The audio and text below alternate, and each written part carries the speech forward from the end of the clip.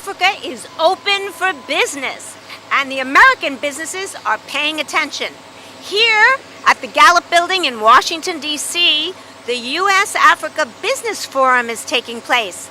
It's a follow-up to President Obama's Business Forum in 2014 and leading up to Obama's second Business Forum that will be held in New York in September at the United Nations General Assembly time.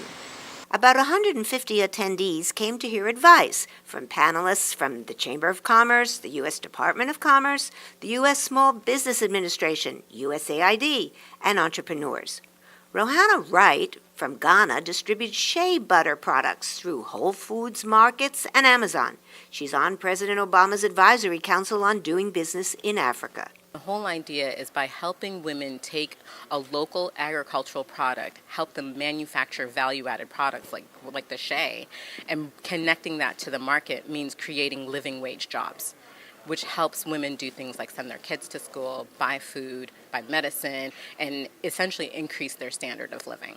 Many attendees also had great ideas of their own, like entrepreneurs developing their brand as a franchise. Well, it could be a small restaurant concept. It could be a woman's handicraft business.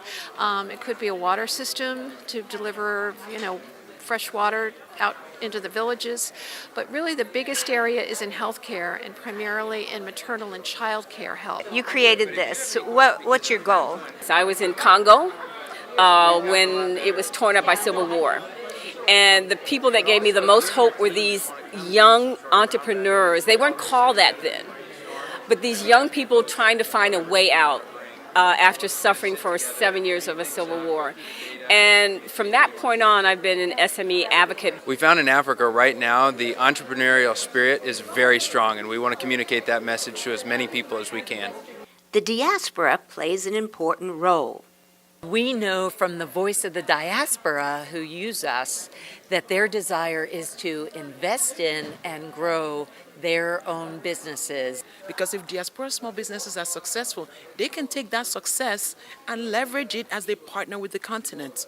C'est un plaisir pour Voice of Africa qui est partout de passer l'information parce que vous êtes suivis quand même dans la grande majorité de la diaspora africaine et même au Bercail. Critical to doing business in Africa is trust and confidence, given rampant corruption.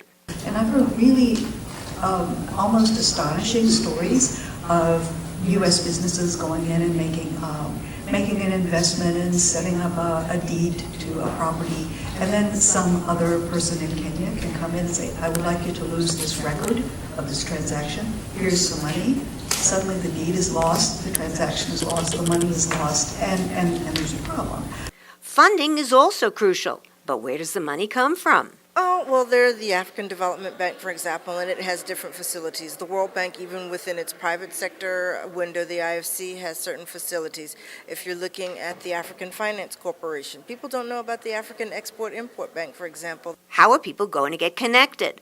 We have a database, a mobile application for American companies interested in doing business in Africa, which will be available by September of 2016. There were many lessons learned. What I learned today, I thought one of the fascinating things that came out from Gallup was that there are more Africans of working age on the continent than any other region in the world combined. And because of that, 18 million new jobs a year are going to be needed.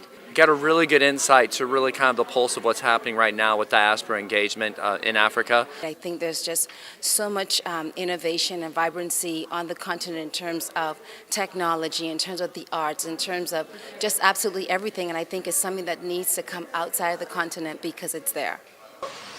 So the bottom line is, it's good news for small and medium businesses in Africa and here in the United States.